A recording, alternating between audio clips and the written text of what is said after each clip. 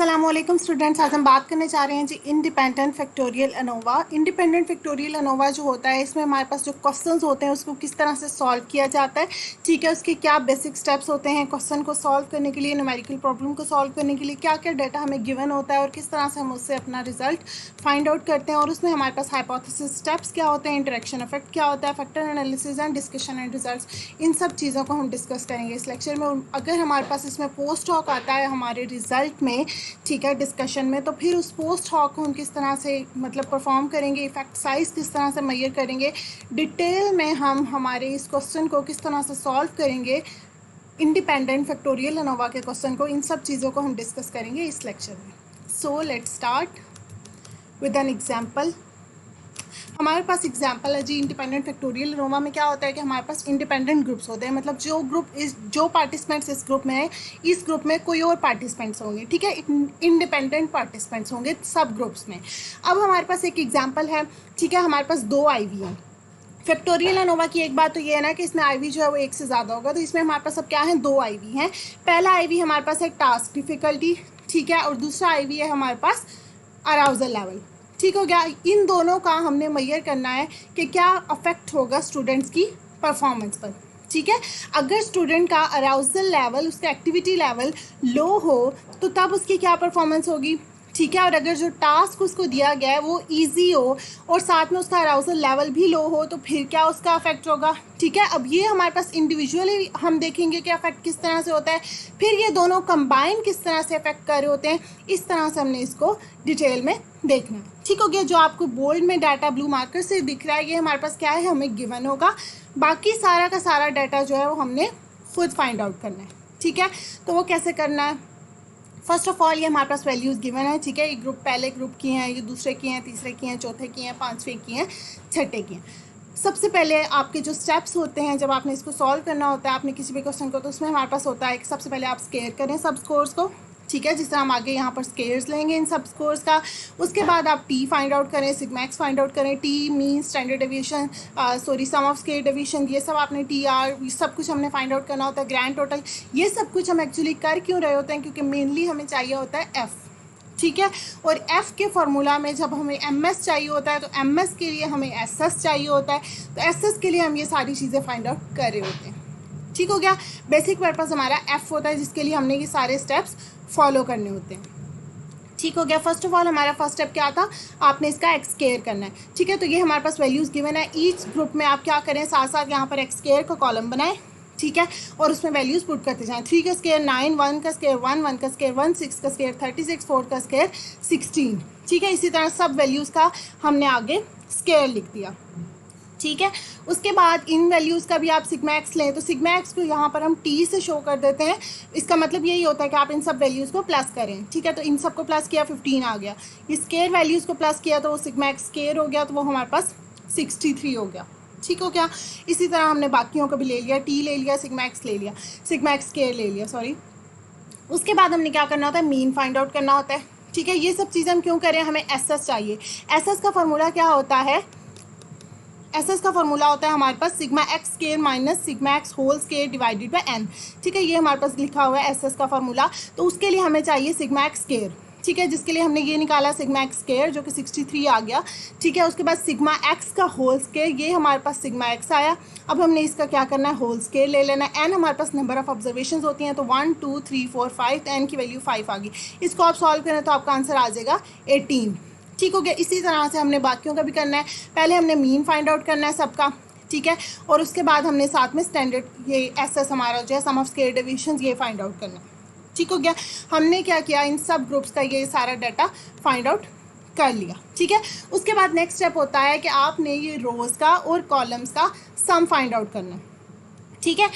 आपको पता है कि जो डाटा हमें इस फॉर्म में गिवन होता है उसको हम क्या कहते हैं, रो, ठीक है, और जो डाटा हमें इस फॉर्म में गिवन होता है उसको हम क्या कहते हैं, कॉलम, ठीक है।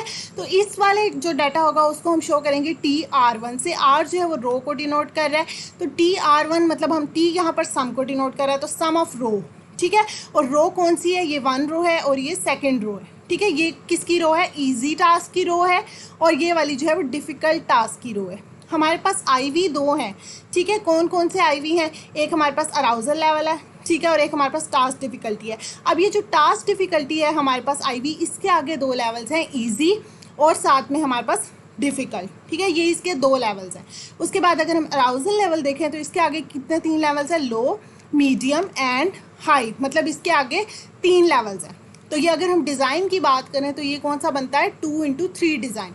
2x3 कैसे कि जो आपका पहला IV है उसके 2 लेवल्स हैं, ईजी और डिफ़िकल्ट। ठीक है, और जो दूसरा IV है उसके 3 लेवल्स हैं, लो, मीडियम और हाई।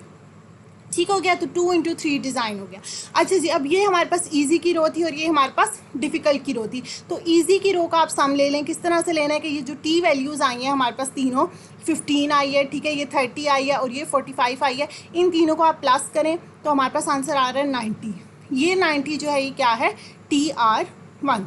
ठीक है, हमारी पहली जो रो है, रो 1 जो है उसका सम आ गया हमारे पास। ठीक हो गया। सेम एज हमने क्या करना है, रो 2 का भी सम ले लेना है। ये हमारे पास डिफ़िकल्ट वाली जो है वो रो 2 है। ठीक हो गया, ये हमारे पास आ जाएगा TR2। हमने क्या किया, 5 + 20 + 5 = 30। ठीक हो गया। उसके बाद हमने कॉलम्स का सम लेना है। तो ये हमारे पास कॉलम 1 है। किसका कॉलम है, ये लो वाले का। अराउजल लेवल जब आपका लो हो तो ये उस चीज़ का कॉलम है।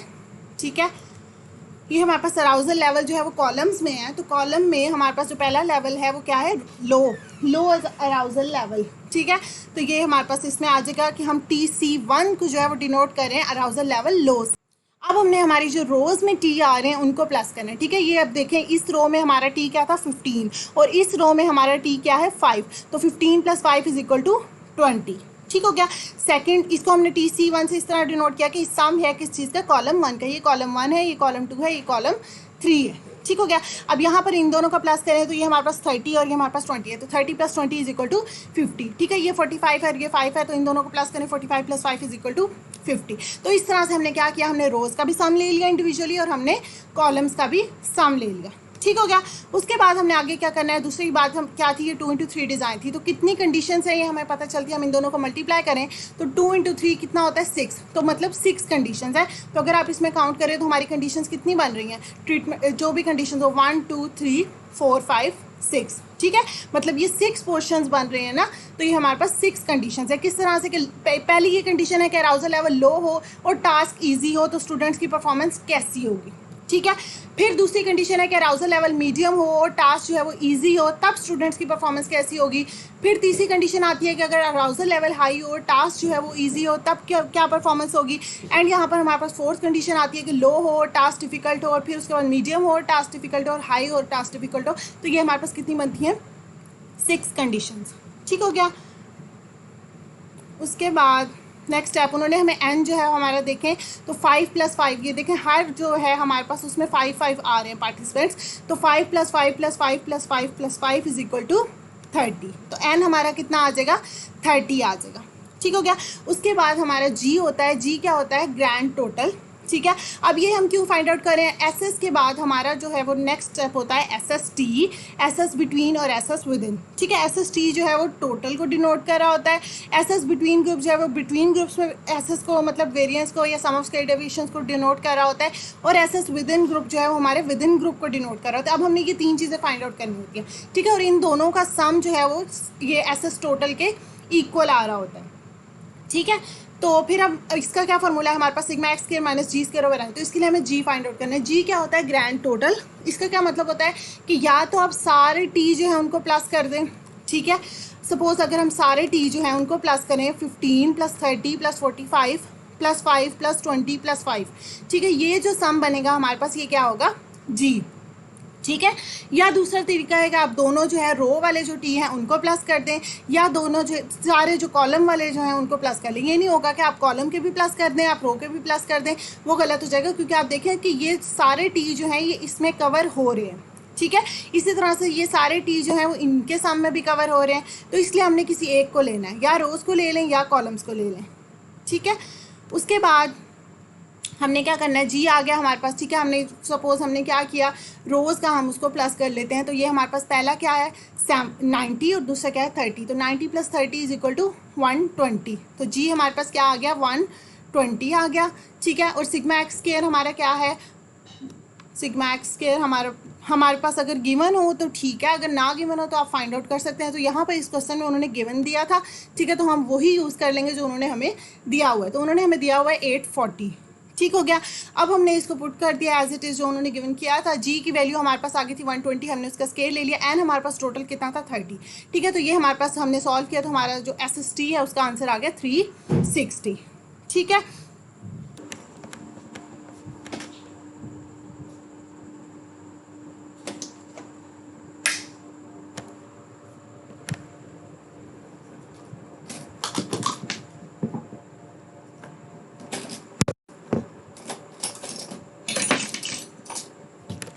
नेक्स्ट हमारे पास आता है जी SS बिटवीन ग्रुप। उसका हमारे पास क्या फार्मूला होता है, फार्मूला आपने याद करना है, ठीक है। SST का ये फार्मूला होता है और SS बिटवीन ग्रुप का ये फार्मूला होता है, और SS विद इन ग्रुप का होता है कि सम ऑफ ऑल SS, ठीक है। तो SS बिटवीन ग्रुप का हमारे पास होता है sigma T square divided by n minus G square divided by n। तो ये जो सिग्मा टी स्केयर है इसको आपने याद रखना है कि ये होल x का स्केयर नहीं आता, इसमें हमारे पास इंडिविजुअली जो आ रहे होते हैं उन सबको आपने प्लस करना होता है। मतलब ये आ रहा है ना सिंपल सम, ठीक है, ये वाला टी, ये 15, और ये आपका आ रहा है स्केयर करके सम। तो ये स्केयर वाला नहीं, हमने ये सिंपल वाला लेना है, ठीक हो गया। इसको भी अगर हम देखें तो ये टी स्केयर ही बनता है ना, टी हम सम को डिनोट कर रहे हैं और ये हमारे पास स्केयर है तो ये भी टी स्केयर ही बन रहा है, ये 63। लेकिन हमने इसको नहीं लेना, हमने इसको लेना है, ठीक हो गया।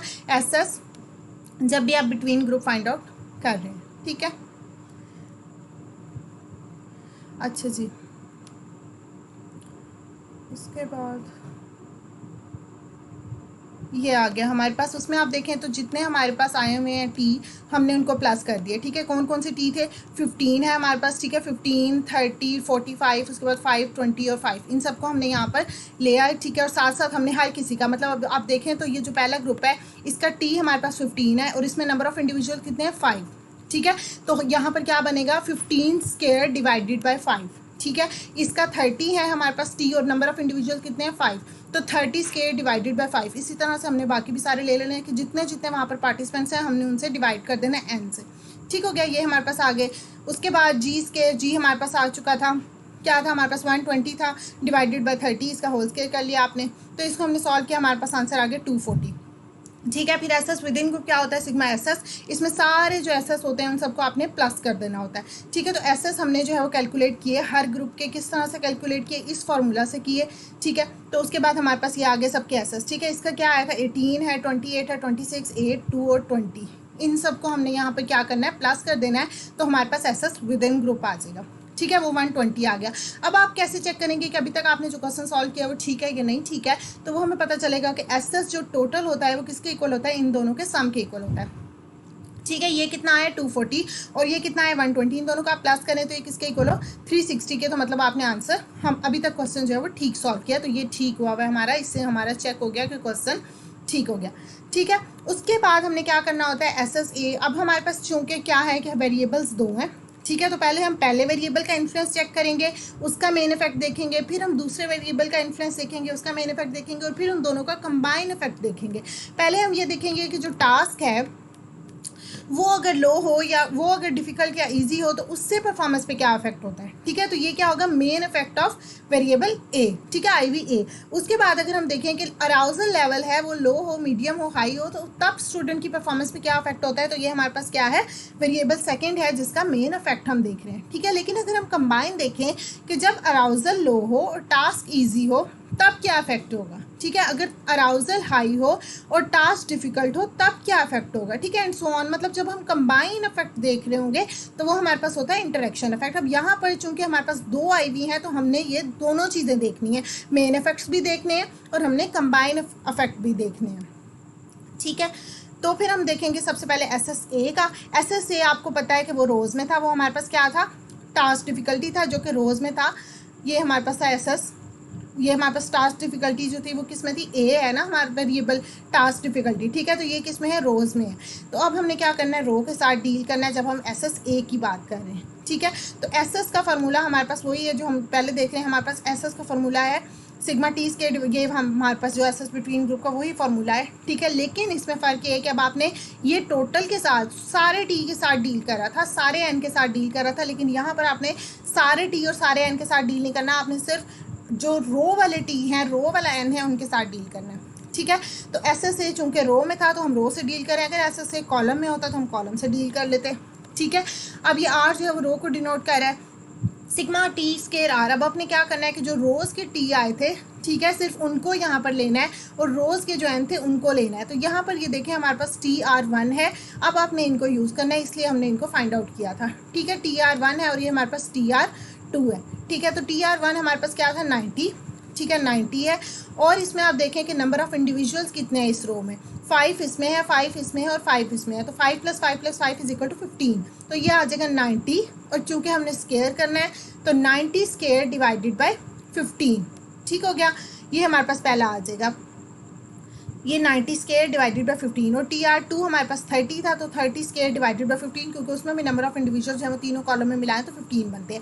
अब ये जो जी होता है ये हमेशा यहाँ पर जो भी चीज़ें यूज़ हो रही थी उनका प्लस होता है। ठीक है, तो जी हमारे पास टी आर वन और टी आर टू का प्लस होगा, और ये हमारे पास कैपिटल एन यहाँ के जो स्मॉल एन होते हैं उनका प्लस होता है, तो N R one + N R two करेंगे तो ये हमारे पास आ जाएगा 90 + 30 आप करें तो हमारे पास कितना आता है 120। तो 120 का स्केयर करें 15 + 15 = 30। ठीक है, इनको हमने सॉल्व कर लिया, उसके बाद आंसर आ गया जी 120। ठीक है, ये एस एस ए का आ गया। इसी तरह से आपने एस एस बी जो है वो फाइंड आउट करना है, चूँकि एस एस बी वेरिएबल जो है वो किसके साथ, वो किसके अंदर है, हमारे पास कॉलम्स में है। या आप देखें कि हमारे पास ये कौन सा वेरिएबल है, बी।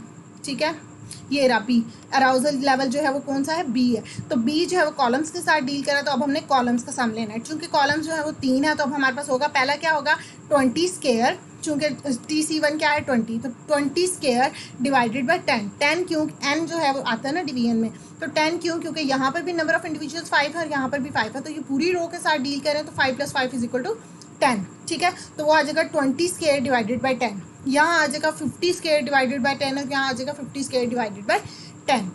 ठीक हो गया, इस तरह से हमारा एस एस बी जो बी आ जाएगा, ये हमारे पास एस एस बी आएगा। और जी जो है वो क्या होगा, वो इन तीनों को आप स्केयर करेंगे प्लस करेंगे तो हमारे पास आंसर आ जाएगा, हमने डायरेक्ट आंसर लिख दिया 480।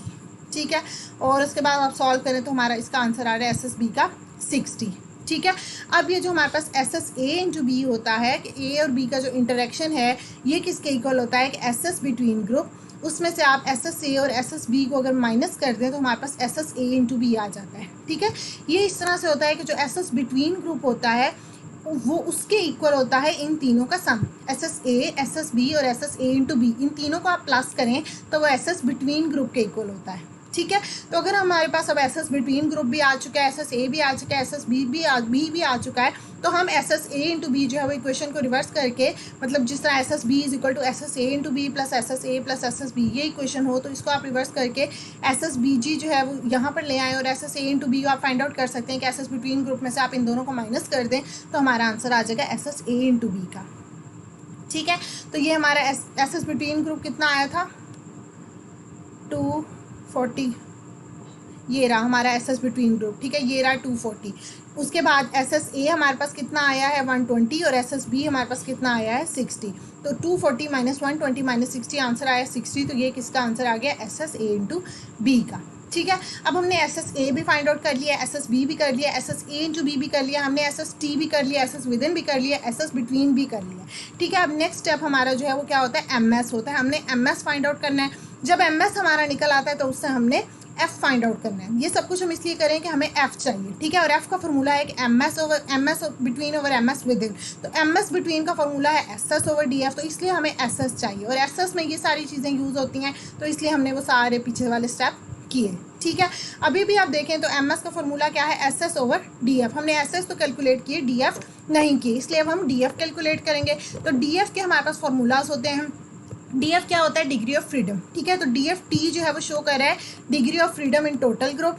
ठीक है, ये D F T degree of freedom total, तो ये हमारे पास इसका फॉर्मूला होता है n-1। ठीक है, जितनी पॉपुलेशन है उसमें से एक को है वो माइनस कर दें तो हमारे पास डी एफ टोटल आ जाता है। तो टोटल हमारी कितनी थी, हमने सारे जब कॉलम्स को प्लस किया तो हमारा n क्या था 30 था। ठीक है, क्योंकि सारे जो है 5 पार्टिसिपेंट्स थे तो 5 + 5 + 5 + 5 + 5 + 5, तो ये हमारे पास कितने आते हैं 30।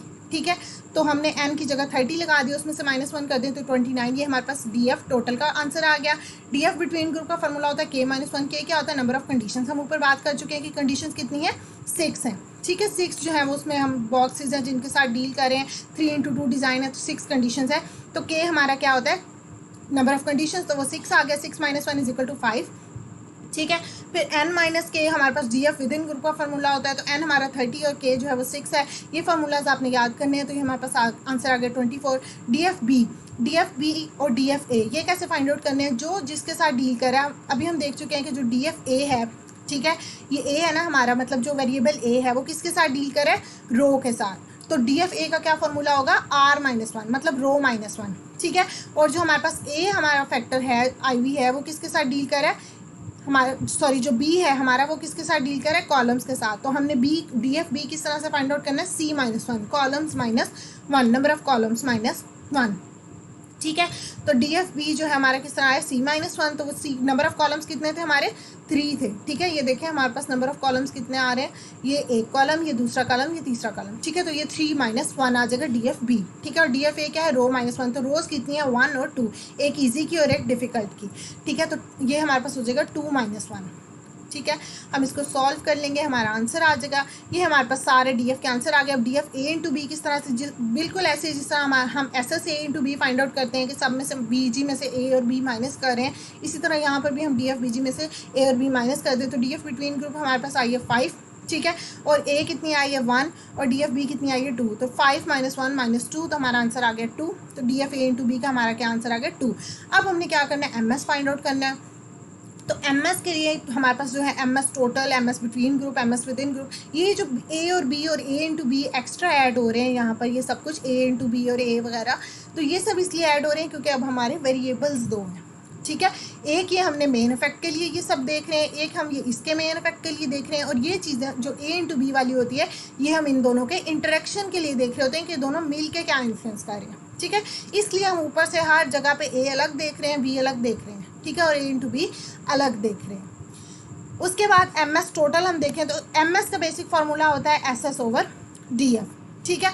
तो जब यहाँ पर जो भी लगा होगा सिंबल वही आपने इधर भी लगा देना है दोनों पर। एम एस टी है तो S S T over D F T, M S between group है तो S S between group over D F between group and so on, ठीक है। तो अब आप देखें हमारे पास एस एस टी क्या था और डी एफ टी क्या था, तो वो हम यहाँ पर पुट कर देंगे। डी एफ टी हमारे पास क्या है 29, तो वो हमने यहाँ पर क्या लिख दिया 29, ठीक है। और एस एस टी हमारे पास क्या था, हमने ऊपर फाइंड आउट किया था, ये हमारे पास एस एस टी है वो कितना है 360, ठीक है। तो वो हमने यहाँ पर लिख दिया 360, ये लिख दिया 360 ओवर 29, तो हमारा आंसर आ गया। इसी तरह से आप एस एस बिटवीन ग्रुप हम फाइंड आउट कर चुके हैं और डी एफ बिटवीन ग्रुप हम फाइंड आउट कर चुके हैं, हमारे पास आ गया 5, ठीक है। और ये हम वैल्यूज पुट करेंगे, इसी तरह से हमारी सारी एम एस की वैल्यूज आ जाएंगी, ठीक हो गया।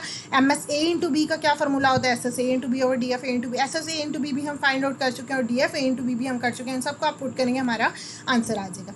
उसके बाद जो हमारे पास फाइनल जो हमने फाइंड आउट करना होता है वो क्या होता है, एफ होता है। एफ का बेसिक फार्मूला होता है M S between group over M S within, ठीक है। अब एफ जो है वो जितने ज़्यादा होते जाएंगे उस लिहाज से चेंजिंग्स आती जाएंगी, लेकिन जो डिनोमिनेटर है हमारा वो चेंज होगा, लेकिन डिनोमिनेटर चेंज नहीं होगा, ठीक है।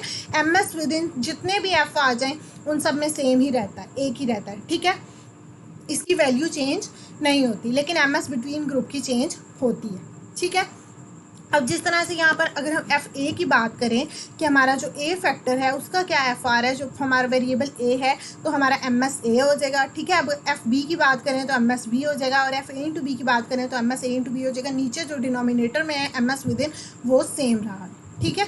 अब हमारे पास एम एस ए हम फाइंड आउट कर चुके थे, वो कितना था, ये रहा हमारे पास एम एस ए, वो कितना है 120, ठीक हो गया। तो हमने यहाँ पर लिख दिया 120, और हमारे पास एम एस विद इन हम ऊपर फाइंड आउट कर चुके थे वो था 5, ठीक है। तो हमने इसको पुट किया, हमारा आंसर आ गया 24। इसी तरह से हम एम एस बी की वैल्यू और M S A into B की value with M S within की वैल्यू पुट करेंगे, तो हमारे पास ये दोनों आंसर आ गए एफ बी के और ये हमारे पास एफ ए इंटू बी के, ठीक हो गया। यहाँ तक हो गया हमारा न्यूमेरिकल मतलब मोस्टली जो है वो सॉल्व। अब हमने क्या करना है, हाइपोथेसिस स्टेप्स की तरफ जाना है, ठीक है।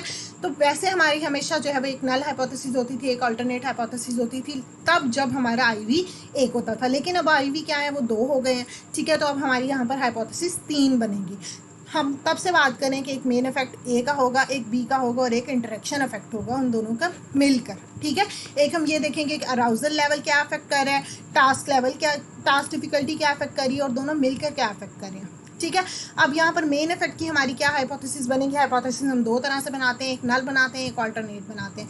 ठीक है, तो हाइपोथेसिस हमेशा क्या करती है? पॉपुलेशन से डील करती है, तो इसलिए हम पॉपुलेशन पैरामीटर्स यूज़ करें। तो ये म्यू किस चीज़ को शो कर रहा होता है? पॉपुलेशन के मीन को। ठीक है, तो नल हमेशा यही कहती है कि जो भी आप बात करें उसका कोई फ़ायदा नहीं है, हर चीज़ जो है वो पहले जैसी ही है, कोई चेंज नहीं आया। ठीक है, तो यहाँ पर ना क्यों हमारे पास जो है वो फैक्टर ए जो था वो उसके क्या थे, कितने लेवल्स थे। अब जो हाइपोथेसिस होती है वो लेवल्स पे डिपेंड करती है कि आपके जो आईवी है उसके लेवल्स कितने हैं। अब ये हमारे पास ये क्या है? टास्क डिफिकल्टी था ए। ठीक है, इसके कितने लेवल्स हैं? ईजी और डिफिकल्ट, 2 लेवल्स थे। तो हमारा जो हाइपोथेसिस है वो नल और अल्टरनेट किस तरह से होगा? 2 लेवल्स हो तो सिंपल सी हाइपोथेसिस होती है। ठीक है, पहले ये कहेगी, नल कहेगी कि दोनों में कोई इफेक्ट नहीं है। मतलब ये फॉर एग्जांपल कह रही है कि इजी टास्क A1 जो है वो इजी टास्क को डिनोट करी है और A2 जो है वो डिफ़िकल्ट टास्क को डिनोट करी है। तो नल कह रही है कि जो मीन आपने लिया है स्टूडेंट्स की परफॉर्मेंस का जब आपने इजी टास्क दिया है, और जो मीन आपने लिया है स्टूडेंट्स की परफॉर्मेंस का जब आपने डिफ़िकल्ट टास्क दिया है, उन दोनों में कोई फ़र्क नहीं है, वो दोनों आपस में क्या है? इक्वल है। ठीक है, इक्वल हैं दोनों आपस में, उन दोनों में कोई डिफरेंस नहीं आ रहा। ठीक है, बिल्कुल सेम टू सेम है, नल ये कह रही है। ठीक है, लेकिन मतलब ये अगर बात प्रूफ हो जाए तो इसका ये मतलब है ना कि दोनों करने का कोई फ़ायदा ही नहीं है, इजी और डिफ़िकल्ट टास्क से कोई फ़र्क नहीं पड़ता। ठीक है, लेकिन अगर हम ऑल्टरनेट की बात करें तो वो कहेगी कि फ़र्क पड़ता है, जो हम रिसर्च में कर रहे हैं उसका कोई फ़ायदा है। तो इसलिए वो कह रही है कि दोनों का मीन इक्वल नहीं है। जब ईजी टास्क था तब और परफॉर्मेंस थी, और जब हमारे पास डिफ़िकल्ट टास्क था तब और परफॉर्मेंस थी। तो इस तरह से हमारे नल और ऑल्टरनेट बन जाते हैं जब हमारे पास 2 वेरिएबल्स होते हैं। लेकिन जब हमारे पास वेरिएबल के 2 लेवल्स होते हैं। ठीक है, लेकिन जब हमारे लेवल्स जो है वो 2 से बढ़ जाएं, अब जिस तरह बी था उसके हमारे पास कितने लेवल्स थे? 3 थे अराउजल लेवल के, एक लो था, एक मीडियम था, एक हाई था। ठीक है, तब हमारी जो है वो हाइपोथेसिस किस तरह से बनती है? जो हमारी नल होगी वो बिल्कुल इसी तरह से कहेगी, जितने बढ़ाते जाएं 5 ले आएँ आप बेशक लेवल, तो वो ये कहेगी कि mu A1 is equal to mu A2 is equal to mu A3 is equal to mu A4 and so on. ठीक है, अब यहाँ पर इसने कह दिया कि तीनों लेवल्स इक्वल हैं।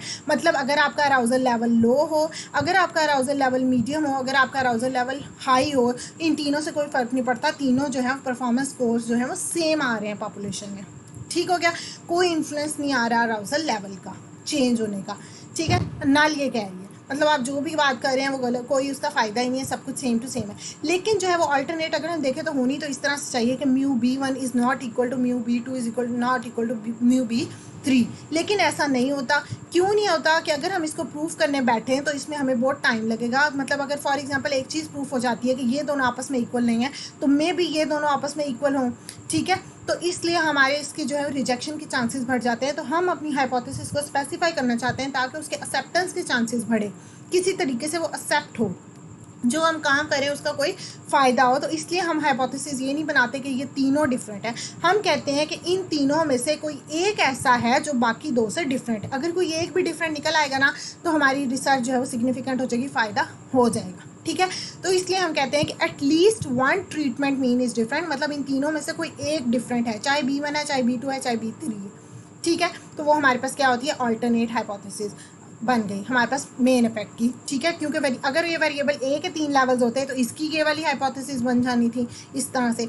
ठीक है, अगर इसके जो है 2 लेवल्स होते हैं तो इसकी इस तरह से बन जाती। मतलब जितने लेवल्स हैं उस लिहाज से आपने हाइपोथेसिस बना देनी है। जब भी आपके 3 लेवल्स होंगे तो यही इसी तरह से आपकी हाइपोथेसिस बनेगी इंडिपेंडेंट फैक्टोरियल एनोवा में, और जब भी आपके 2 लेवल्स होंगे तो वो इसी तरह से बनेगी। ठीक है, उसके बाद हम देखते हैं इंटरेक्शन इफेक्ट, कि अब ये दोनों मिलकर अफेक्ट कर रहे हैं या नहीं कर रहे हैं। ठीक है, तो interaction effect A into B के लिए हमारे पास नल हाइपोथेसिस बनेगी कि फैक्टर A जो है वो इंडिपेंडेंट है फैक्टर B के, क्योंकि नल जो है वो कोई बात जो कहती है फ़ायदा नहीं है, तो यही कह रही है कि A और B मिलकर कोई इफेक्ट नहीं दे रहे, दोनों एक दूसरे से इंडिपेंडेंट है। अराउजल लेवल का और टास्क डिफिकल्टी का एक दूसरे से कोई ताल्लुक नहीं। ठीक है, लेकिन जो हमारे पास ऑल्टरनेट होगी वो कहेगी कि दोनों एक दूसरे पर डिपेंड कर रहे हैं। ठीक हो गया, उसके बाद हमारे पास ये हमारे पास हो गया हाइपोथेसिस का फर्स्ट स्टेप। सेकंड स्टेप हमारे पास क्या होता है? Factor analysis. फैक्टर एनालिसिस में हम क्या होता है, अब ये हमारे पास अल्फा जो है 0.05 है, 2 टेल्ड है, ये क्वेश्चन में गिवन था। ठीक होगी, ये वाली बात क्वेश्चन में गिवन थी। नेक्स्ट वाली जो है वो हमने खुद से सॉल्व करनी है।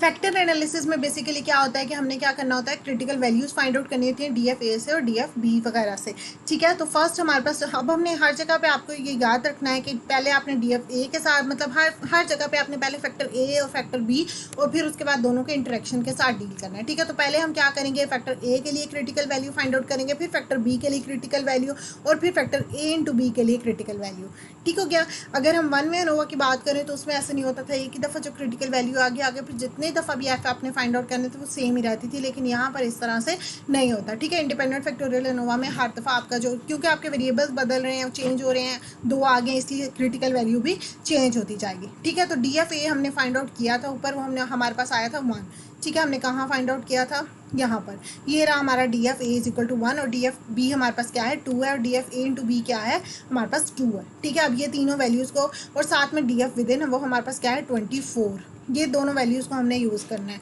ठीक है। ये रहा हमारे पास DF विद इन क्या है 24। अब आपने याद रखना है कि जब हम फैक्टर एनालिसिस में डील करेंगे तो एक DF जो होगा वो वेरिएबल वाला होगा, ये A है तो DF-A हो जाएगा, B है तो DF-B हो जाएगा, A इंटू B है तो DF-A इंटू B, लेकिन दूसरा साथ में हमारे पास क्या होगा DF विद इन होगा, ठीक है। वो कांस्टेंट रहेगा, जो एक दफ़ा आपने फाइंड आउट कर लिया वो सेम रहेगा। तो DF-A जो है वो हमारे पास 1 होगा अगर आ गया, ठीक है। तो हमारे पास DF विद इन क्या आ गया 24। अब आप देखें तो F का जो फार्मूला होता है वो क्या होता है, F का फार्मूला हमारे पास होता है जी MS। फॉर एग्जाम्पल अगर हम FA की बात करें तो MS-A over MS with in, तो A जो A वाली जो बात आ रही है, जो वो IV वाली बात आ रही है वो डिनोमिनेटर में है और जो विद इन है वो डिनोमिनेटर में है, ठीक है। तो इसी तरह जो DF के साथ जब हम क्रिटिकल वैल्यू फाइंड आउट करेंगे तो हम A को डिनोमिनेटर कंसीडर करेंगे और विद इन को हम डिनोमिनेटर कंसीडर करेंगे, ठीक है। तो क्योंकि हमारे पास F टेबल जो होता है उसमें यहाँ पर आपको जो रोज़ में वैल्यू शो होती है, रो में, वो हमारे पास क्या होती है न्यूमिनेटर होती है और जो यहाँ पर आपको कॉलम्स में शो होती है वो डिनोमिनेटर होती है। तो हमने क्या कहा था कि हमारा न्यूमिनेटर क्या है 1 है और डिनोमिनेटर हमारा क्या है 24, ठीक है। तो ये हम यहाँ पर रखेंगे अपना न्यूमिनेटर, ठीक है। ये हमारा न्यूमिनेटर होगा, DF-A हमारे पास ये क्या था 2 था, सॉरी DF डिनोमिनेटर में हमारे पास 2 आ गया और डिनोमिनेटर में हमने क्या लेना था 24, तो ये हमारे पास आ गया 24, ये दो वैल्यूज आ गई हमारे पास। लेकिन हमने क्या करना है, चूंकि हम क्या कर रहे हैं, अल्फा हमारे पास क्या था 0.05 था, तो अगर अल्फा 0.05 हो तो हम क्या करते हैं, हमारी ये जो लाइट फेस वाली जो वैल्यूज होती है हम उनके साथ डील करते हैं। अगर अल्फा जो है वो हमारे पास 0.01 हो तो फिर होती हैं ये बोल्ड वैल्यूज, ठीक है। तो चूंकि हमारा अल्फा क्या है 0.05 है, तो हमारी यहाँ पर अगर ये आप देखें ये 24 की रो है और ये हमारे पास कॉलम आ रहा है 2 का, ठीक है। तो ये हमारे पास ये वैल्यू बन रही है 3.40, ठीक है। और यही वैल्यू हमने यहाँ पर पुट करनी है, ये हमारे पास क्या आ गई है क्रिटिकल वैल्यू आ गई है +-4.26। प्लस माइनस क्यों, क्योंकि ये हमारे पास क्या है 2 टेल्ड है, हमने F टेबल से देख ली, ठीक है। उसके बाद हमने क्या करना है, ये हमारे पास F टेबल से आ गया। अगर हम डिस्कशन भी साथ साथ देखते हैं, डिसीजन देखते हैं हमारा, तो हमारे F की जो है वो क्या वैल्यू आई थी, F का हमारे पास क्या आंसर था 20, F का हमारा क्या आंसर था, FA का हमारा क्या आंसर है 24, ठीक है। तो अब हमने क्या करना है, इस क्रिटिकल वैल्यू से ये आ गई हमारे पास +-4.26, इससे हमने क्या करना है ग्राफ ड्रा करना है, ठीक है। ग्राफ हम किस तरह से करते हैं, हम इस तरह से यू शेप ग्राफ ड्रा करते हैं। 4.26 आई है तो आप देखें यहाँ पर नंबर लाइन में हमारा यहाँ पर 0 होता है, ठीक है। तो इस तरफ सारी प्लस वाली वैल्यूज होती हैं, इस तरफ माइनस वाली वैल्यूज होती हैं, ठीक है। तो ये +4.26 आ गया और ये -4.26 आ गया। अब आपने देखना है कि आपका जो F का आंसर आया था वो कहाँ पर लाई कर रहा था, तो FA का हमारा क्या आंसर था 24, ये लिखा हुआ है। हमने टेस्ट स्टैटिस्टिक्स का हमारा थर्ड स्टेप होता है जिसमें हम F के सारे आंसर्स लिखते हैं, तो FA हमारे पास क्या था 24 था। तो अब हमने देखना है 24, आप देखें ये 4 है तो यकीनन 24 इसके बाद लाई करता है, ठीक है। 5 6 7 8, तो ये आ गया हमारा 24। अब ये जो ये हमारे पास कलर्ड रीजन होता है, जो भी हमने हमारे पास क्रिटिकल वैल्यू के आंसर इधर से हम क्या करते हैं उनको कलर कर देते हैं।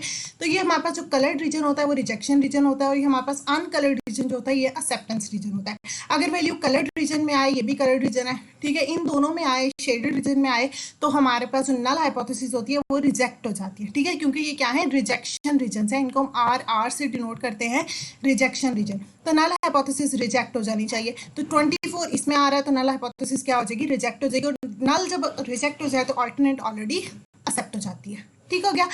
उसके बाद जो हमारा FB है उसकी क्रिटिकल वैल्यू हम देखते हैं, तो उसके लिए हमारा DF-B था 2 और DF विद इन था 24, ठीक है।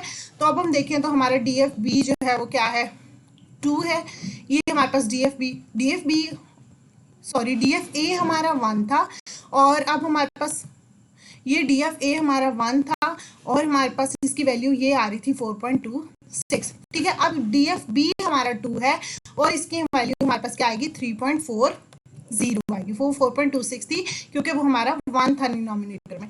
अब हमारे पास DFB जो है वो क्या है 2 है और 24 है। अब हमारे पास आ जाएगा 3.40। ठीक है, अब इसका भी आप उसी तरह से ग्राफ ड्रॉ करें, इधर 3.40 प्लस में आ जाएगा, इधर माइनस में आ जाएगा, शेड कर देंगे।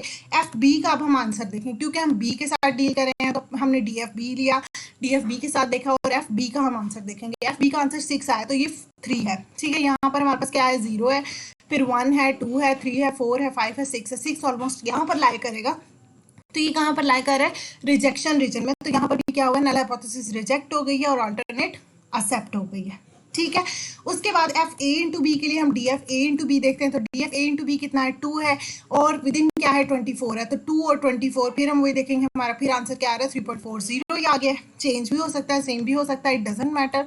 तो हमारे पास इसका हमारा FA इंटू बी का क्या आंसर था, वो भी 6 था। ठीक है, तो सेम वही रिजल्ट आ गया जो यहाँ पर आया था।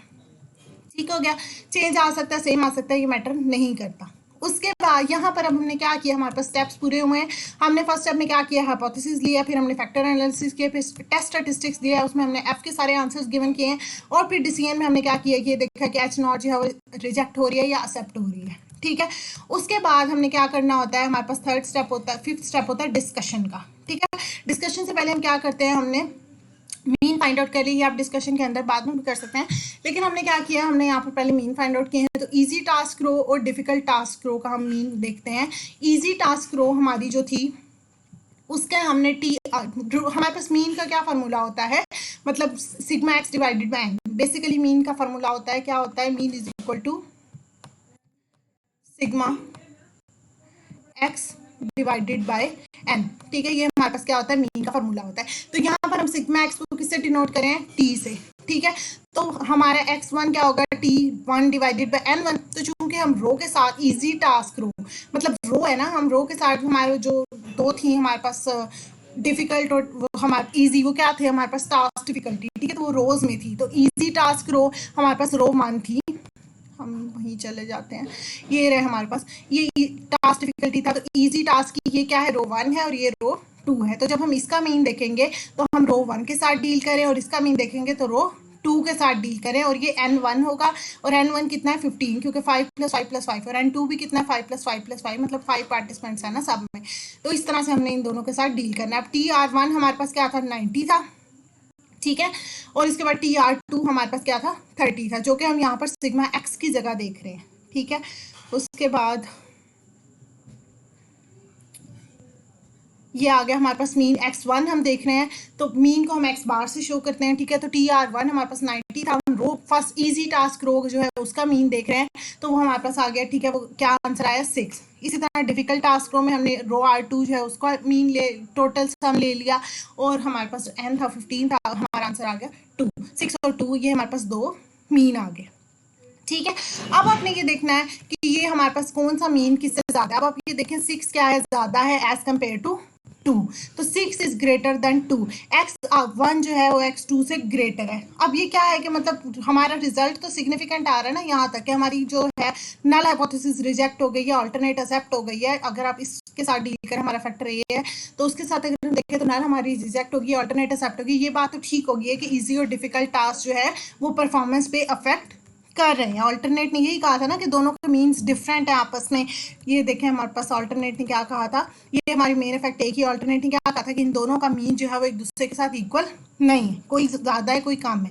बात तो सपोर्ट हो गई, यहाँ से हमारी ये बात सपोर्ट हो गई। ठीक है, लेकिन अब इजी या डिफिकल्ट कौन सा ज़्यादा इन्फ्लुएंस कर रहा है, ये बात तो ठीक है कि दोनों नॉट इक्वल है, लेकिन अब ज़्यादा कौन है अब कम कौन है, उसके लिए हम फाइंड आउट करें मीन। ठीक है, तो उसके लिए हमारा मीन जो है हमने फाइंड आउट किया। अब उससे क्या पता चलेगा कि जो सा मीन ज़्यादा है दूसरे से वो क्या होगा, ज़्यादा इन्फ्लुएंस कर रहा है। ठीक है, मतलब क्या है कि जब हमारा ये x1 किसके साथ था, इजी टास्क है, कि जब जो है वो टास्क इजी होगा तब स्टूडेंट्स की परफॉर्मेंस जो है वो हाई होगी as compared to the difficult task. ठीक है, डिफिकल्ट टास्क जो है परफॉर्मेंस लो होगी और इजी टास्क होगा तो परफॉर्मेंस हाई होगी। ठीक है, ये बात प्रूफ हो चुकी थी कि दोनों में फ़र्क है। अब हमने देखा कि फ़र्क कितना है, तो वो हमें पता चला इतना है कि अगर इजी हो तो इतना ज़्यादा होता है परफॉर्मेंस का स्कोर, अगर जो है वो डिफ़िकल्ट हो तो इतना कम होता है परफॉर्मेंस का स्कोर। ठीक हो गया। उसके बाद हम डिस्कशन पे आते हैं। तो मेन इफेक्ट ऑफ ए, वो हमने ये वाला जो काम किया है यहाँ पर, ये हम इसको यहाँ पर भी कर सकते हैं। मतलब ये सारा ये जो काम था मीन वाला, ठीक है, ये एक्चुअली डिस्कशन में हम कर सकते हैं, वहाँ पे कर लेते हैं नो इशू, लेकिन आप डिस्कशन में करें मेन इफेक्ट ऑफ ए में। ठीक है, अब डिस्कशन हमारा लास्ट स्टेप होता है जिसमें आपने डिस्कस करना है कि अभी तक जो फाइंडिंग्स की हैं उसका क्या रिजल्ट आया है। ठीक है, तो मेन इफेक्ट ऑफ ए का क्या आया है कि हमारा जो मीन परफॉर्मेंस स्कोर आई है पार्टिसिपेंट्स की ईजी टास्क में, वो क्या आई है 6 आई है। ठीक है, ये हमने फाइंड आउट किया। x1 जो हमारे पास क्या आ गया 6 आ गया। और हमारे पास जो हम वो क्या थी दूसरी हमारे पास 2 थी। तो हमने क्या कहा कि जो हमारी परफॉर्मेंस आई है पार्टिसिपेंट्स की वो डिफिकल्ट टास्क जो है उसमें जो है वो कम है as compared to the easy task. मतलब इजी टास्क में सिग्निफिकेंटली हायर है than participants doing different task. ठीक हो गया। उसके बाद हमारे पास आता है मेन इफेक्ट ऑफ बी। हर जगह पे हम क्या करें, एक मेन इफेक्ट ऑफ ए के साथ डील करें, एक बी के साथ और एक इंटरेक्शन इफेक्ट के साथ। यहाँ पर भी हमने इसी तरह से करना है। अब मेन इफेक्ट ऑफ बी को हम इस तरह से सिंपल मीन फाइंड आउट, ये बात तो ठीक होगी कि वो भी सिग्निफिकेंट है क्योंकि एफ ए का रिजल्ट जो है वो क्या हो रहा है, एच नॉट सपोर्ट हो गई है, मतलब रिजेक्ट हो गई है, सॉरी। तो इससे क्या हुआ, रिजल्ट हमारा क्या है सिग्निफिकेंट है। रिजल्ट यहाँ भी सिग्निफिकेंट है, रिजल्ट यहाँ भी सिग्निफिकेंट है और यहाँ भी सिग्निफिकेंट है। यहाँ हमने सिग्निफिकेंट के बाद प्रूफ कर दिया कि कौन ज़्यादा है कौन कम है। अब हमने यहाँ प्रूफ करना है, लेकिन हम यहाँ पर मीन लेके प्रूफ नहीं कर सकते क्योंकि अब यहाँ पर हमारा जो फैक्टर बी था, जो हमारे पास आई वी बी था, अराउजल लेवल था, उसके लेवल्स 2 से ज़्यादा थे।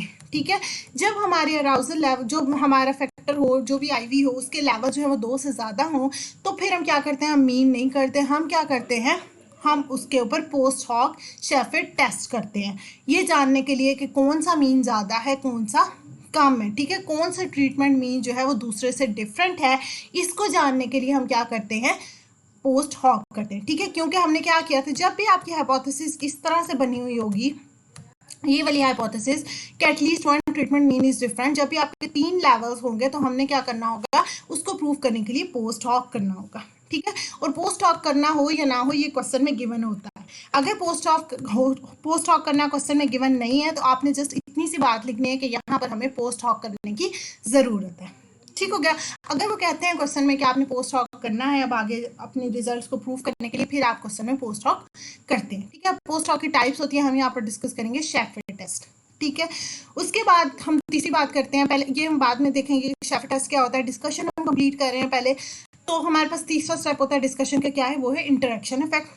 ठीक है, इंटरेक्शन क्या है, ए इंटू बी। अब इसमें हम क्या करते हैं, मीन्स की बात करें, वही मीन जो हमने ऊपर टी सबके फाइंड आउट किए थे वही हम टी है यहाँ पर हमने वैसे ही सेपरेटली लिख लें ताकि हमें सॉल्व करने में आसानी हो। तो ये डिफिकल्ट टास्क वाली रो और ये इजी टास्क वाली और ये डिफिकल्ट, ये टी की सब वैल्यूज़ है। ठीक है, ये अराउजल लेवल है, ऊपर हमारे पास लो मीडियम और हाई। तो ये टी की वैल्यूज़ नहीं है, ये हमारे पास मीन की वैल्यूज़ हैं। तो पहली रो जो हमारी थी उसका हम देख लेते हैं एक दफ़ा। ये रहा हमारा जो है, ये आप देखें पहला हमारे पास इसमें मीन क्या आया था 3, ये मीन है हमारे पास, ये रहा हमारा मीन।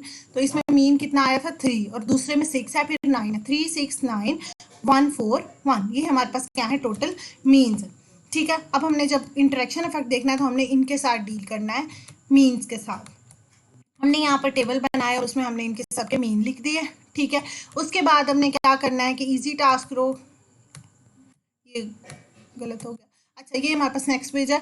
तो अब आपने क्या करना है, इंटरेक्शन इफेक्ट को जानने के लिए हम क्या करते हैं, ग्राफ बनाते हैं। ठीक है, तो ग्राफ आपने किस तरह से बनाना है, एक्स एक्सिस जो होता है ये हमारे पास एक्स एक्सिस होता है, ये हमारे पास वाई एक्सिस होता है। तो एक्स एक्सिस में आप वो वाला वेरिएबल लेते हैं जिसके लेवल्स ज़्यादा होते हैं। तो आपको पता है अराउजल लेवल के लेवल कितने हैं, 3 है। ठीक है, लो मीडियम और हाई, और दूसरे वाले के कितने थे, ईजी और डिफिकल्ट 2 थे। तो इसलिए हमने यहाँ पर लिया लो मीडियम और हाई, और इस तरफ हमने स्कोर्स लिए, परफॉर्मेंस स्कोर्स जो बच्चों के आ रहे थे। ठीक हो गया। अब हमने क्या करना है आपको पता है, इसको हम साथ साथ देखेंगे। ये हमारा जो टेबल आया है, ठीक है, ये इस टेबल को हमने साथ साथ देखना, फिर हमने इसको करना है। तो आप देखिए हमारे पास ये हमने यहाँ पर स्कोर लिए, हाईएस्ट स्कोर हमारा क्या था 9 था। ठीक है, तो इसलिए हमने यहाँ पर 9 तक रखिए, आप 10 20 तक ले जाए, लेकिन जो हाईएस्ट होता है वहां तक रख लिया, आप 10 तक ले जाएं। ठीक है, एक नंबर आगे ले है। उसके बाद आपने क्या करना है, आप देखेंगे लो है, ये मीडियम है, हम लोग पहले जो है वो उसके साथ देखते हैं कि लो, ठीक है, लो पर जो है वो क्या इफेक्ट आएगा, फिर मीडियम पर, फिर हाई पर। हम क्या कर रहे हैं, आप देखें कि जब आप टास्क इजी दिया अपने बच्चों को, इजी टास्क था और उनका अराउजल लेवल लो था, तो आपकी क्या वैल्यू आई थी, 3, मीन क्या आया था 3। तो हमने क्या किया, ये 3 पर क्या किया, डॉट लगा दिया, ये हमने डॉट लगा दिया 3 पर, ठीक है। और फिर उसके बाद जब बच्चों का क्या था, इजी था मतलब टास्क, और लेकिन उनका अराउजल लेवल जो था वो मीडियम था, तो तब उनका क्या था, मीन 6 था। तो ये आप देखें, ये लो वाले के कॉलम था और ये हमारे पास मीडियम का कॉलम है, तो ये हमारे पास परफॉर्मेंस है, तो यहाँ पर क्या आ रहा है 6, तो ये 6 आ गया हमारे पास, हमने सेकंड डॉट हमारा यहाँ लगा दिया, ठीक है।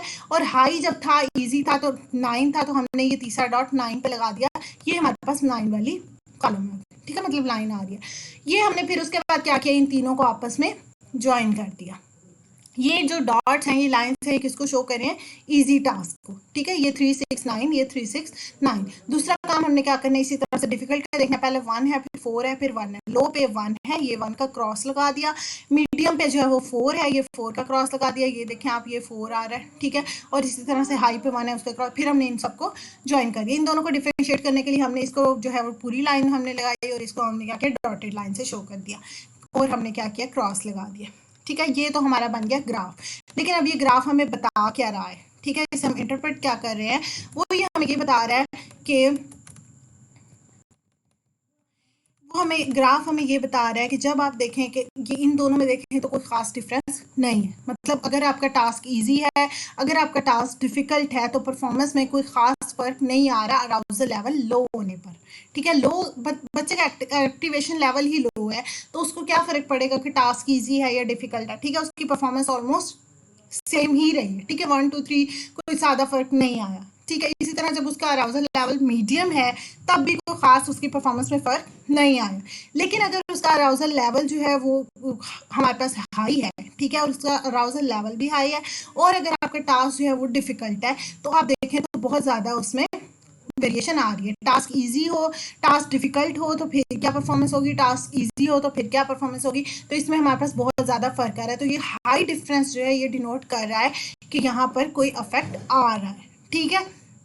अराउजल लेवल जो है, मैंने arousal level is low and task is difficult, performance is bad, ये बता रहा है कि जब आप बच्चे का अराउजल लेवल जो है वो लो होगा और टास्क जो है वो डिफिकल्ट होगा, तो परफॉर्मेंस बैड होगी, ठीक है। और जब अराउजल लेवल हाई होगा और टास्क डिफिकल्ट होगा, तो परफॉर्मेंस गुड होगी। ये हमारे पास देखें, ये आ गया कि बच्चे का जब अराउजल लेवल लो होगा और उसके बाद टास्क जो है वो भी डिफिकल्ट होगा, तो परफॉर्मेंस उसकी 1 आ रही है। लेकिन अगर उसका अराउजल लेवल हाई है, तो तब उसकी परफॉर्मेंस जो है वो कितनी आएगी, 90 आएगी टास्क डिफिकल्ट लेवल पे, ठीक है। तो इस तरह से हो गया। ग्राफ से हमें ये पता चल गया कि जो हाई अराउजल लेवल होती है, ठीक है, उसका जो है वो सिग्निफिकेंट रिजल्ट आ रहा है as compared to the medium and low arousal level, ठीक है। इन बातों को इग्नोर कर दें। उसके बाद हमारे पास आता है जी इफेक्ट साइज। इफेक्ट साइज होते हैं वो 3 तरह के होते हैं, 3 इफेक्ट साइज होते हैं हमारे पास। जब हमारी हाइपोथेसिस 3 है, तो फिर जाहिर सी बात है इफेक्ट, वैसे तो एक ही होता है इफेक्ट साइज का फॉर्मूला, लेकिन यहाँ पर क्या है कि क्योंकि 3 हाइपोथेसिस हैं, जितनी हाइपोथेसिस हों उतने इफेक्ट साइज होते हैं। अगर आप क्वेश्चन में उन्होंने कहा है कि इफेक्ट साइज फाइंड आउट करें, फिर आप करेंगे, अदरवाइज आप नहीं करेंगे, ठीक है। तो इफेक्ट साइज का फॉर्मूला होता है S S A over S S A plus S S with in. S S over S S plus with in होता है। तो अब हम ए के साथ डील करें तो हम ए यूज कर लेंगे, बी के साथ डील करेंगे तो बी यूज कर लेंगे, एंड सो ऑन, ठीक है। तो एस एस ए हमारे पास आया हुआ था क्वेश्चन में, हमने ऊपर सॉल्व किया था 120, और एस एस विद इन भी 120 है, तो हमने इसको सॉल्व किया तो हमारा आंसर आ गया 0.5। तो ये 0.5 जो हमें ये बता रहा है कि 50% चेंज जो है वो डीवी में फैक्टर ए की वजह से हो रहा है। इंटरप्रिटेशन इसकी ये आएगी 0.5 की, 50%, इसको हम परसेंटेज में कन्वर्ट करेंगे तो 50 आएगा। तो मतलब 50% चेंज डीवी में, डीवी हमारे पास क्या था, परफॉर्मेंस में, परफॉर्मेंस में 50% चेंज जो है फैक्टर ए की वजह से आ रहा है। फैक्टर ए हमारे पास क्या था, टास्क डिफिकल्टी, तो फैक्टर ए की वजह से परफॉर्मेंस में 50% चेंज आ रहा है। इसी तरह से हमने effect size B find out करना है, ठीक है। वही उसका एस एस बी हमारे पास 60 था, ठीक है, हमने क्वेश्चन में ऊपर सॉल्व किया था, और एस एस विद इन हमारे पास 120 था, इसको हमने पुट कर दिया, हमारा आंसर आ गया 0.3 थी। वो ये बता रहा है कि 33% चेंज जो है वो डीवी में किसकी वजह से आ रहा है, फैक्टर बी की वजह से आ रहा है। मतलब परफॉर्मेंस पे जो चेंज आ रहा है वो 33% किस वजह से आ रहा है, कि आपका अराउजल लेवल जो है वो हाई है, लो है या मीडियम है, ठीक है। तीसरी बात इंटरेक्शन इफेक्ट की, दोनों को मिलकर कितना इफेक्ट आ रहा है, उसका फॉर्मूला भी हमारे पास S S A into B over S S A into B plus S S within है। तो S S A into B 60 60 आ गया, 60 आ गया, हमारे पास 120 आ गया, हमने सॉल्व किया, हमारा आंसर आ गया 0.33, मतलब 33% चेंज जो है वो डीवी में किसकी वजह से आ रहा है, दोनों के इंटरेक्शन की वजह से आ रहा है, मतलब अराउजल लेवल हाई लो या मीडियम हो और टास्क डिफिकल्टी लेवल लो या डिफिकल्ट हो, तो उसमें हमारे पास जो दोनों मिलकर अफेक्ट कर रहे होते हैं वो 33% चेंज कर रहे हैं हमारे परफॉर्मेंस के स्कोर को। ठीक है, यहाँ पर हमारा क्वेश्चन सॉल्व हो गया। अगर उन्होंने क्वेश्चन में ये आपको नहीं कहा कि पोस्ट ऑफ फाइंड आउट करें तो तब हमारे यहाँ तो क्वेश्चन हो गया, लेकिन अगर उन्होंने कहा है कि आप पोस्ट ऑफ करें तो फिर हमारे पास फर्दर हमारे पास आता है मेन इफेक्ट ऑफ बी का। ठीक है, तो उसके लिए आपने क्या करना होता है, पोस्ट हॉक शेफर्ड टेस्ट। ठीक है, तो पोस्ट हॉक शेफर्ड टेस्ट किस तरह से करते हैं ये ऑलरेडी एक वीडियो में गिवन है, उसका लिंक आपको डिस्क्रिप्शन में मिल जाएगा। यहाँ पर हम जनरल से उसका ओवरव्यू देखते हैं कि हमने करना क्या है। तो चूंकि हमारे पास लेवल्स कितने हैं, 3 हैं। ठीक है, तो जितने लेवल्स हों हमने क्या करना होता है, उन तीनों को कंपेयर करना होता है। तो लो, मीडियम और हाई, ये 3 लेवल्स हैं हमारे पास बी के। चूंकि लेवल तो 2 से ज़्यादा थे तो इसलिए हम ये पोस्ट हॉक करें। अगर लेवल 2 से कम होते, मतलब 3 से कम होते, तो फिर हम आराम से उनका मीन कंपेयर करते, लेकिन यहाँ पर 3 लेवल से तो हमने क्या करना है, पोस्ट हॉक करना है। शेफर्ड टेस्ट में हम क्या करते हैं, हम सबको आपस में कंपेयर करते हैं। ठीक है, पहले लो और मीडियम को कंपेयर करेंगे कि इन दोनों में कोई फ़र्क है या नहीं। ये हमारे पास जो था क्वेश्चन। ठीक है, अब हमने क्या करना है, पहले लो और मीडियम को कंपेयर करना है। ठीक है, फिर हमने लो और हाई को कंपेयर करना है। लो और मीडियम में अगर कोई फर्क आएगा तो पता चलेगा कि जी सिग्निफिकेंट है, इन दोनों में फर्क है। फिर हमने देखना मीडियम और हाई में फर्क है या नहीं है, फिर लो और हाई में फर्क है कि नहीं। ये 3 फर्क हमने क्या करने होते हैं, पोस्ट हॉक में फाइंड आउट करने होते हैं कि जितने आपके लेवल्स हैं आपने उस लिहाज से उनके वर्सेस मतलब कह के आपने उनको फाइंड आउट करना होता है एफ को। ठीक है, और एफ का आपको फार्मूला पता है, M S over M S within होता है, M S between over M S within. ठीक है, तो एम एस जब हम लो वर्सेस मीडियम की बात कर रहे हैं तो आपको पता है हमारे पास कितने थे, 3 कॉलम से। ठीक है, पहला हमारे पास क्या था, सपोज ये कर लें कि ये हमारे पास कॉलम जो है लो का था, ये मीडियम का है और ये हमारे पास हाई का था। ठीक है, इस तरह से हमारे 3 कॉलम थे।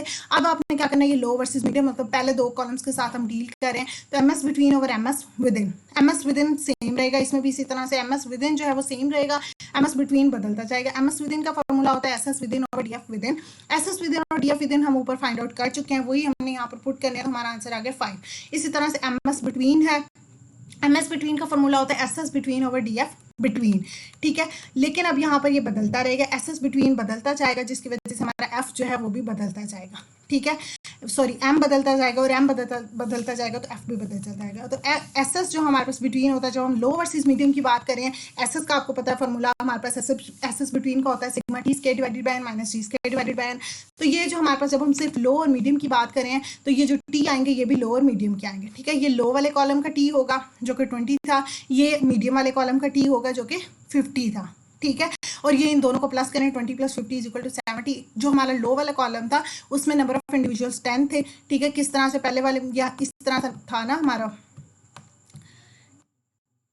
ये था। ठीक है, तो ये 5 इंडिविजुअल्स यहाँ पर थे, फिर 5 इंडिविजुअल्स यहाँ पर थे। हम इस कॉलम के साथ डील करें तो ये हमारे पास TC1 और NC1 आ गया। ठीक है, यहाँ पर हमारा जो टी आया था वो 20 था, इन दोनों को मिलाकर यहाँ पर जो हमने टी लिखा था वो 20 था और इन दोनों को प्लस करें तो ये 10 था। ठीक है, तो इसी तरह से T2 हमारे पास अगर हम इसकी बात करें तो T2 का प्लस हमारे पास क्या आया था, 50 था, और ये इसमें 5 इंडिविजुअल थे, इसमें 5 इंडिविजुअल थे, तो ये हमारे पास 10 आ गए। ठीक है, उसके बाद अच्छा जी, उसके बाद हमने इनको प्लस किया, एन ले लिया और हमारा आंसर आ गया 45। ठीक है, और डी एफ बिटवीन क्या होता है, K - 1 होता है जो कि 6 - 1, हम 6 की नंबर ऑफ कंडीशन हमारी क्या आई थी, 6 आई थी। ये देखें 1 2 3 4 5 6, तो इस तरह से 6 आई थी, 6 - 1, तो डी एफ बिटवीन हमारा आ गया 5। ठीक है, तो डी एफ बिटवीन सेम रहेगा, सिर्फ एस एस बिटवीन चेंज हो रहा है जिसकी वजह से एम एस चेंज होगा, जिसकी वजह से एफ भी चेंज हो जाएगा। ठीक है, तो एम एस बिटवीन में हम फॉर्मूले में पुट करेंगे, एस एस बिटवीन का आंसर आ गया 45, डी एफ बिटवीन का क्या आंसर आ गया 5। ठीक है, तो आंसर आ गया हमारा 9। अब इसको एस एस में पुट एफ में पुट करें तो एम एस विदिन हमने ऊपर अभी फाइंड आउट किया है, ये रहा हमारा एम एस विदिन, वो क्या है 5 आया। ठीक है, अब हमने एम एस बिटवीन भी फाइंड आउट कर लिया लो वर्सेस मीडियम का, तो वो 9 आ गया, तो 5 और 9 करें हमारा आंसर आ गया 1.8। ठीक है, इसी तरह से आपने लो वर्सेस हाई का करना है, तब जो टी होगा वो लो इसका और इसका होगा। लो वर्सेस हाई है ना, तो ये वाला कॉलम लो का था और ये हाई का था, तो अब आपने इसका टी और इसका टी, इसका एन और इसका एन, इनको डील करना है। ये जो सेंटर वाला है इसको अब आपने इग्नोर कर देना है। ठीक है, तो ये हमारे पास इसी तरह से सारे स्टेप्स करेंगे तो आपके पास उसका आंसर आ जाएगा एफ लो वर्सेस हाई का। फिर उसके बाद आपने मीडियम वर्सेस हाई करना है। मीडियम वर्सेस हाई में आपने क्या करना है, इन 2 कॉलम्स के साथ डील करना है, एक ये वाला कॉलम और एक ये वाला कॉलम। अब आपने इसको इग्नोर कर देना है। ठीक है, इसके टी और इसके एन के साथ आपने डील करना है, तो हमारे पास आंसर आ जाएगा। ये अब हमने क्या किया, 3 एफ फाइंड आउट कर लिए। अब आपने इन एफ को जो है इसके साथ ही हमारा जो क्वेश्चन में उन्होंने अल्फा गिवन है वो सब कुछ उसी तरह से हमने क्रिटिकल वैल्यू फाइंड आउट करनी है, और फिर हमने उससे एफ वैल्यू फाइंड वो हमारे पास उसमें पुट करना है ग्राफ में। क्रिटिकल वैल्यूज हमने जो है हमारे पास पोस्ट हॉक में सेम रहती हैं। क्रिटिकल वैल्यू पोस्ट हॉक के लिए हमारा होता है डीएफ बिटवीन और डीएफ विद इन, दोनों हम फाइंड आउट कर चुके हैं ऑलरेडी। तो क्रिटिकल वैल्यू की हमारे पास आ गई 2.62 एफ टेबल से। ठीक है, तो ये हमारे पास डीएफ बिटवीन क्या है 5 है, और डीएफ विद इन क्या है 24। तो ये हमारे पास डीएफ बिटवीन 5 आ गया।